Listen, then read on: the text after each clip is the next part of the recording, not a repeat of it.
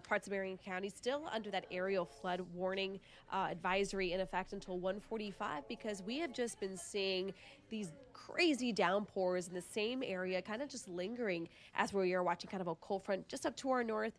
That's really going to keep destabilizing our atmosphere a bit, not only for today, but throughout the next couple of days. Let's take it to the maps to show you what's going on. This is our latest radar loop, kind of showing you where the heaviest of the rain is. You can see there across Marion County and areas further south there into Osceola County, also seeing some of those heavier downpours. So as we kind of zoom in here, areas in and around Reddick, Ocala, although the heaviest of the rain isn't there as of right now, it still produced so much rain that any additional rain that we do see will kind of add on to already just a lot of those heavier rain totals. A little further to the south and east, in and around areas of Brevard County, we're also seeing from Scottsmore all the way down through Southmere, seeing some heavy rain, some of those heavier downpours there through areas in and around Bithlo and Christmas. You can see a couple of lightning strikes there embedded within it.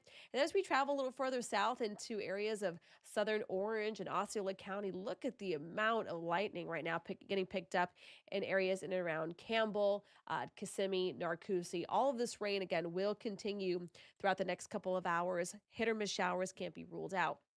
Now, let's show you kind of what, again, the culprit for all of that rain and thunderstorms. It's areas, just that cold front, and just that cold front in an area of low pressure to our north. That is all going to continue to kind of sag south. But notice that line that it's producing, all the big blow from the Gulf over to the Atlantic, seeing with it, all kind of associated with it. So let's show you the latest kind of future cast here on what we could expect.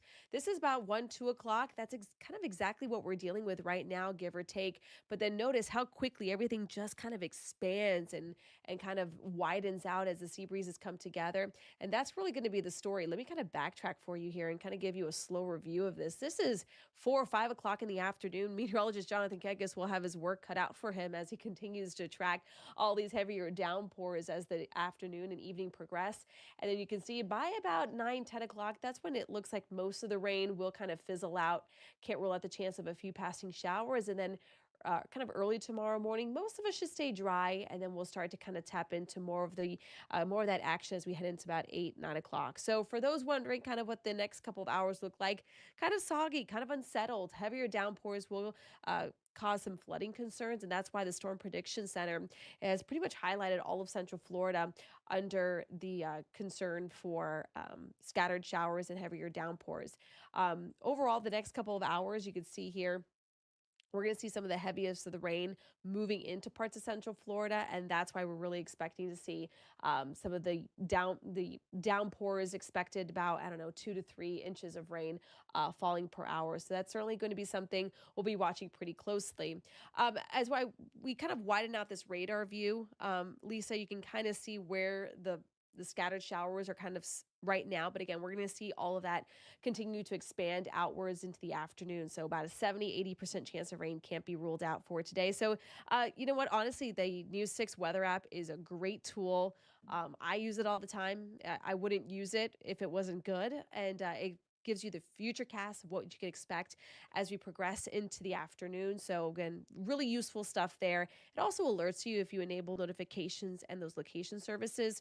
It'll be able to alert you if and when the weather will be impacting you where you're at or a location that you're interested in. But overall, just keeping things pretty unsettled over the next couple of days. Appreciate that.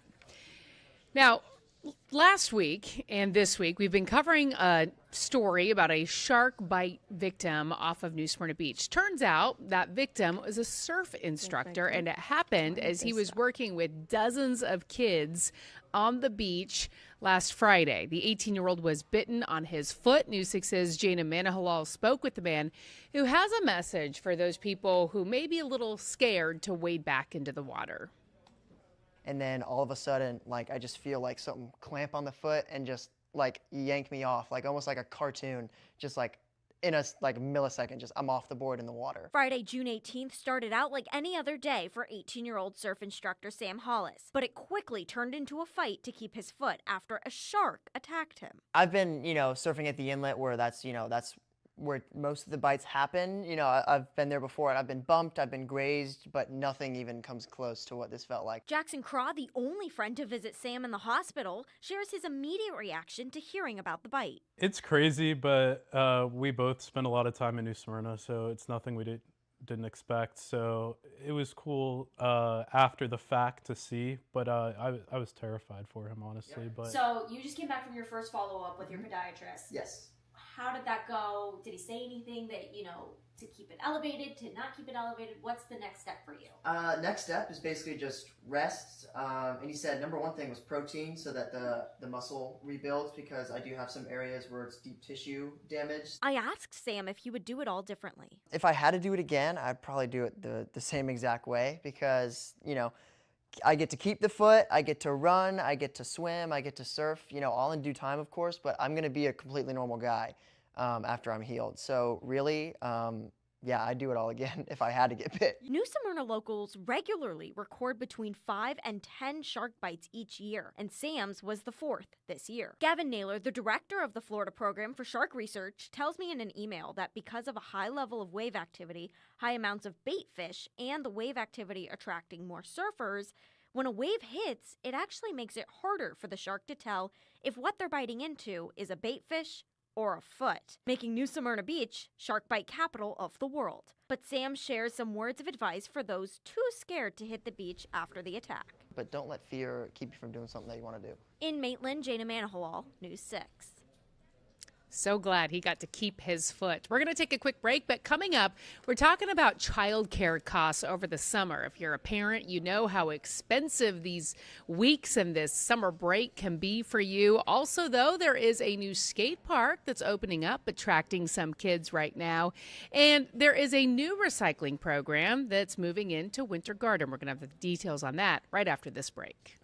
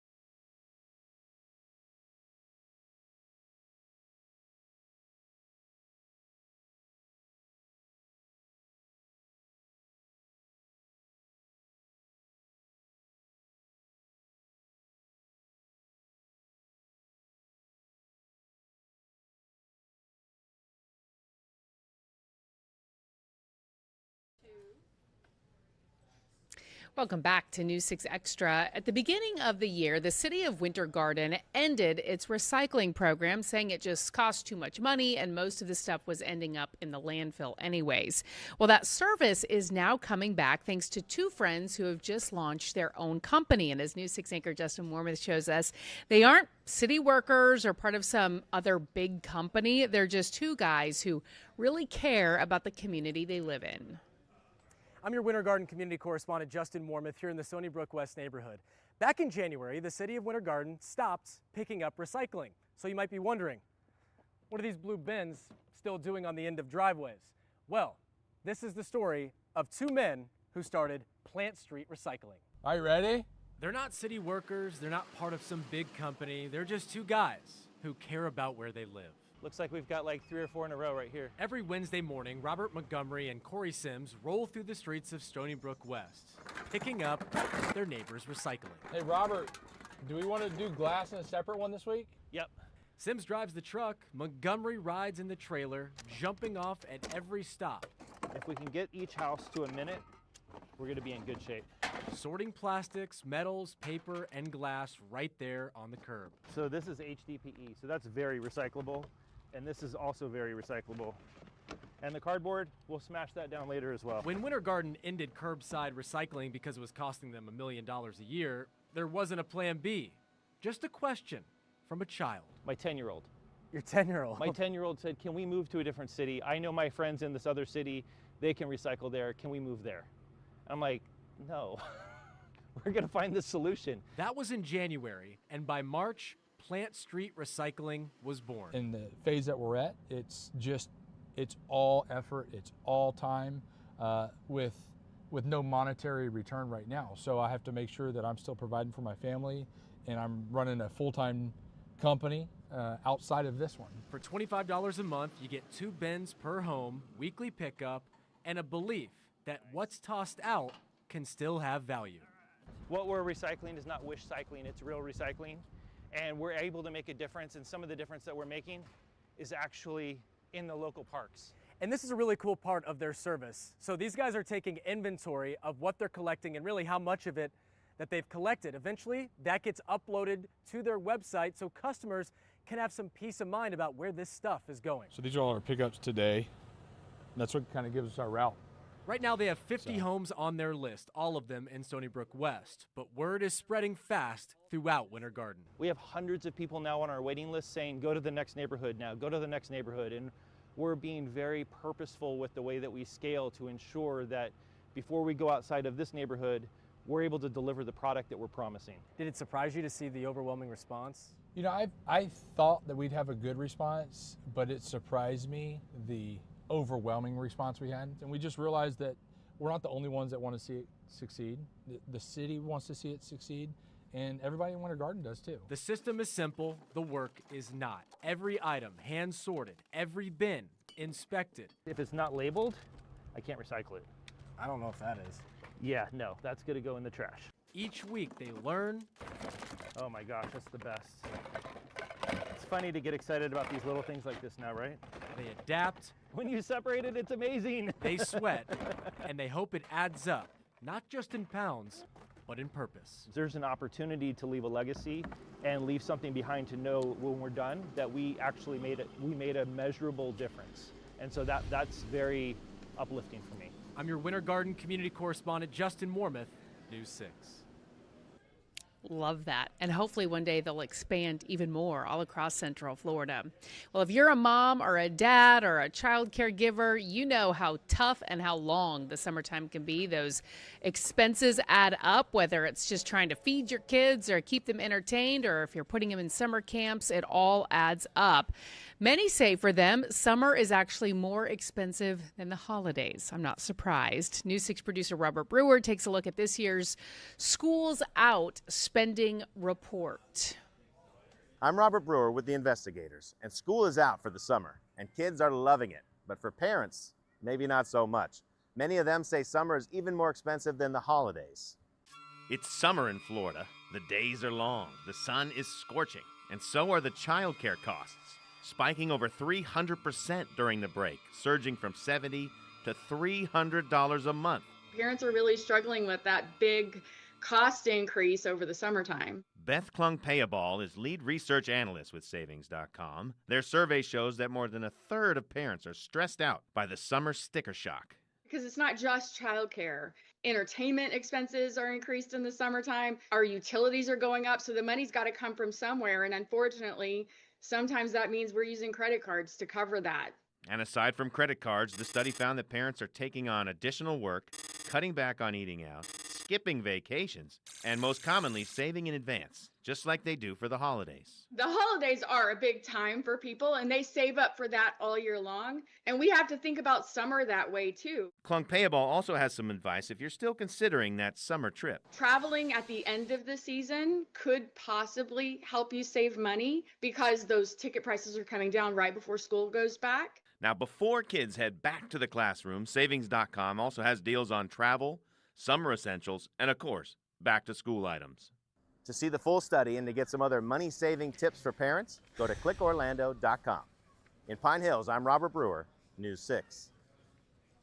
Well, here might be one thing that your kids would be interested in doing that hopefully doesn't cost a whole lot.